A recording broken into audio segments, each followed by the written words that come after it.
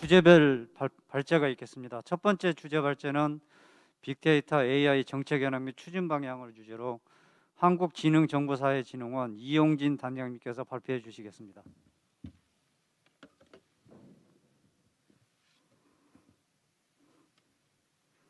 예, 반갑습니다. 방금 소개받은 한국지능정보원의 이용진입니다. 제가 오늘 발표할 주제는 데이터 AI 정책 현황 및 향후 계획입니다. 설명드릴 순서는 다음과 같습니다. 작년에 이제 한국판 뉴딜 사업이 시작되면서 그 중에 이제 같이 포함돼서 디지털 뉴딜 사업이 추진이 됐고요.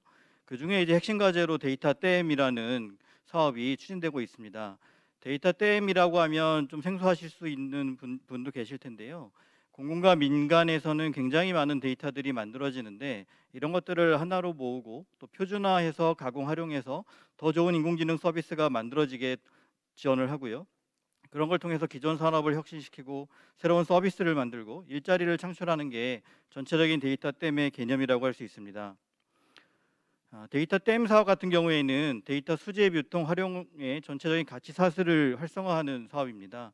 데이터 수집부터 축적, 가공, 또 활용, 또 이런 것들을 위한 데이터 AI 인프라 확충하는 게 전체적으로 각각의 사업들이 구성이 되어 있고요.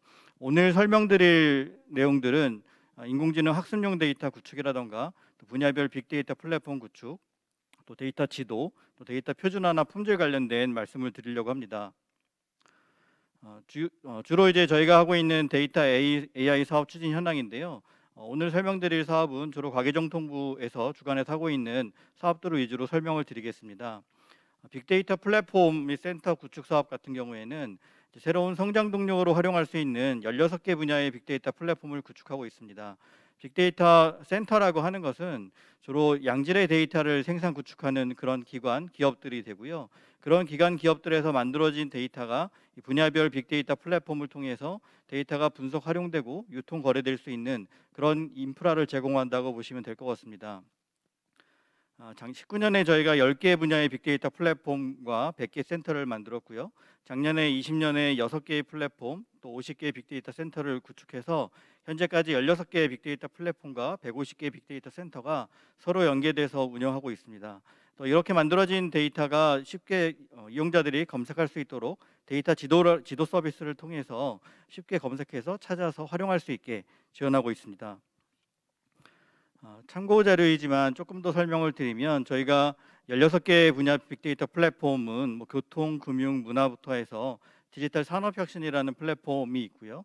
여기 주로 이제 주관하고 있는 교통연구원, 비씨카드 이런 기관들과 함께 중소기업, 또 공공기관, 또 대기업들, 중견기업들이 함께 갖고 있는 데이터를 활용할 수 있도록 개방을 하고 있다고 보시면 됩니다. 예를 들어서 금융 플랫폼 같은 경우에는 카드 소비 데이터뿐만이 아니라 소셜 데이터 같은 것도 있고요. 문화 플랫폼에는 문화 숙박 관련된 데이터, 또 식당 관련된 데이터들이 있고, 유통 소비 관련된 플랫폼에는 이커머스나 다른 음식점, 약국 이런 정보들이 많이 있습니다. 저희 빅데이터 플랫폼 및 센터에 참여하고 있는 전체 한 283개 기관과 기업들이 사업에 참여하고 있는데 플랫폼을 주관하고 있는 기관, 기업들과 각각의 센터들이 참여해서 서로 데이터를 생산해서 플랫폼을 통해서 데이터를 융합하고 활용하고 또 거래될 수 있도록 그렇게 지원을 하고 있습니다. 그럼 이제 잘 안 와닿으실 수 있는데요. 이 플랫폼에서는 어떤 일이 일어나고 있는지를 좀 설명을 드리면 기본적으로 플랫폼과 센터 같은 경우에는 민간의 클라우드 환경에 올려져 있고요. 그 플랫폼 민간 클라우드 기반의 인프라 위에 데이터가 계속 축적되고 있습니다. 플랫폼에서 제공하고 있는 것들은 온라인에서 데이터를 분석할 수 있는 공간과 분석 도구, 시각화 도구를 제공하고 있고 또 데이터를 완전히 이제 다운로드 받거나 개방하기 어려운 경우에는 분석 결과만 반출할 수 있는 형태로 데이터 안심구역이라는 서비스도 같이 제공을 하고 있습니다. 이렇게 데이터가 플랫폼에 모이게 되면 이 플랫폼을 통해서 이용자들은 데이터가 필요한 수요기업, 가공기업, 데이터 분석가들, 그다음에 개발자들, 일반인들이 활용할 수 있는데 데이터를 파일이나 API 형태로도 활용할 수 있고 리포트 형태, 또 이용자가 원하는 형태로 맞춤형 데이터도 제공해주고 있고요. 데이터 분석이 어려우신 분들을 위해서는 컨설팅, 또 알고리즘까지 만들어 제공하고 있습니다. 데이터를 활용한 다양한 서비스도 함께 제공해서 일반인들도 직접 데이터를 분석하지 않아도 데이터를 이용할 수 있게 그렇게 제공하고 있다고 보시면 될 것 같습니다.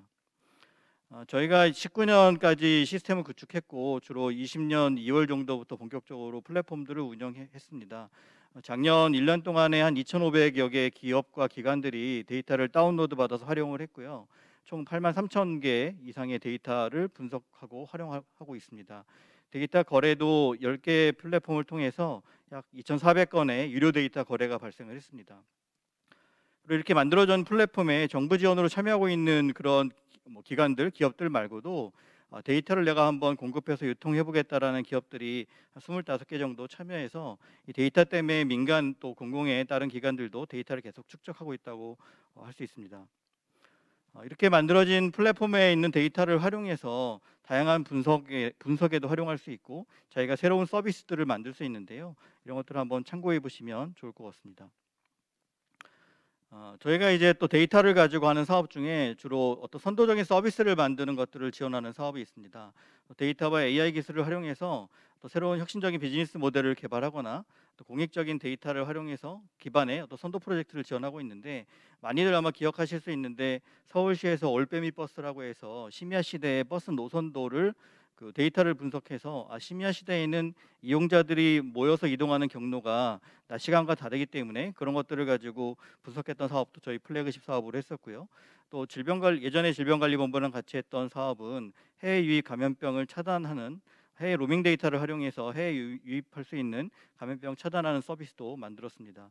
실종자 과학 수사를 지원하는 여러 가지 공익적인 서비스도 만들었고요. 특히 작년 같은 경우에는 질병관리청하고 협업해서 데이터 기반의 역학조사 시스템도 구축을 했습니다. 기존에 운영 중인 시스템을 좀 더 데이터를 보완해서 빠르고 쉽게 코로나19 확진자를 동선을 파악할 수 있는 그런 역학조사 시스템도 구축해서 지금 활용하고 계신 걸로 알고 있습니다. 저희가 이제 가장 사실 덩치가 좀 큰 사업인데요. 오늘 이제 논의의 주제일 수도 있는데 인공지능 학습용 데이터 구축 사업도 추진하고 있습니다. 주로 이제 민간에서 활용도가 높은 인공지능 학습용 데이터 구축을 하고 있는데 2025년까지 약 1,300여 종의 데이터를 구축하고 있고 올해는 약 190종의 데이터를 구축해서 개방할 예정입니다. 올해 예산만 앞에 있는 플랫폼과 AI 학습용 데이터 구축 사업에 투자되는 예산만 4천억 정도 투자가 되는데요. 대부분이 이제 AI 학습용 데이터 구축에 활용된다고 보시면 됩니다. 인공지능 학습용 데이터 구축 사업 같은 경우에는 실제 데이터를 획득해서 가공하고 이런 것들을 모델을 만들어서 서비스에 활용할 수 있는 전반적인 내용들을 지원한다고 보시면 되는데요. 쉽게 예를 들면 자율주행 그 차의 학습 데이터 같은 경우에는 실제 도로를 주행하면서 도로 주행 영상을 획득을 하고요. 이 데이터에 라벨링이라고 해서 이 부분이 차다 아니면 나무다 도로다 이런 부분들에 대해서 직접 이 라벨러라는 분들이 라벨링을 하게 됩니다. 그러면 이런 라벨링된 데이터랑 원천 데이터를 같이 인공지능 알고리즘에서 학습을 시켜서 실제 서비스 개발에도 활용하고 있습니다. 이렇게 만들어진 데이터는 지금 AI 허브라는 사이트를 통해서 단계적으로 개방을 하고 있고 저희가 작년에 구축했던 170종의 데이터를 포함해서 올해 한 190여 종의 데이터를 개방할 계획이고 올해 만들어진 데이터는 올해 말까지 구축이 되면 내년에 이제 개방할 예정입니다. 아마 K리스 사업에서도 활용할 수 있는 그런 학습용 데이터들이 많이 있을 것 같은데요. 예를 들면 자연어 학습용 데이터라던가 헬스케어, 농축수산, 국토환경 이런 분야의 데이터들은 실제로 K리스 시스템들을 구축하시고 향후에 고도하실 때 이미 구축해서 개방하고 있는 데이터니까 한번 활용해 보시면 좋을 것 같습니다. 이렇게 이제 데이터 댐이라는 그런 정부에서 데이터를 쭉 모으고 있는데 실제 데이터를 분석하는 분들은 내가 데이터가 어디 있는지를 찾기가 굉장히 어렵습니다.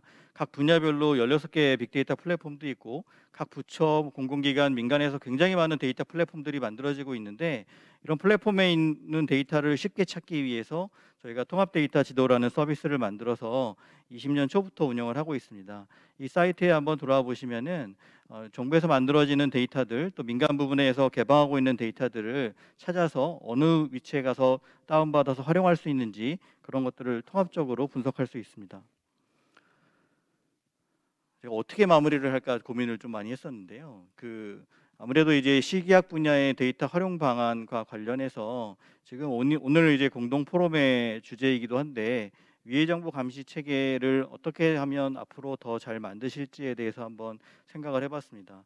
기본적으로 이제 K-RIS라는 위해정보 감시 체계는 단순한 시스템은 아닌 거로 저는 이해는 했고요. 전체적으로 우리나라의 국민들을 위해서 시기학 분야에 어떻게 하면은 위해 정보를 사전에 인지해서 빨리 대응할 수 있는지에 대한 것들을 총괄하는 체계라고 이해를 했습니다.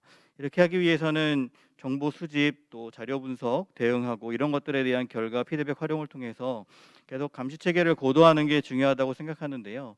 이미 이제 시기학 분야에는 많은 데이터들이 API 형태로 서비스를 제공하고 계신데 앞에서 설명드렸던 16개 분야의 빅데이터 플랫폼도 있고 이 플랫폼도 2025년까지 30개까지 추가로 구축할 예정입니다. 그래서 이런 분야에서 만들어지는 공공과 민간에 굉장히 좋은 데이터들이 많이 있는데 이런 데이터와 또 인공지능 학습용 데이터로 만들어지는 데이터들이 K-RIS에서 활용되고 또 그런 정보를 수집해서 같이 분석해서 결국은 이제 만들어진 데이터들이 활용돼서 거기에 대한 편익이 국민들한테 돌아가고 또 필요한 데이터는 다시 또 플랫폼이라던가 인공지능 학습용 데이터 쪽에 어떤 데이터가 필요한지를 구체적으로 요청해 주시면 저희도 좀 만들어서 결국은 이 K-RIS 시스템들이 성공할 수 있도록 좀 더 적극적으로 지원하도록 하겠습니다. 예, 감사합니다.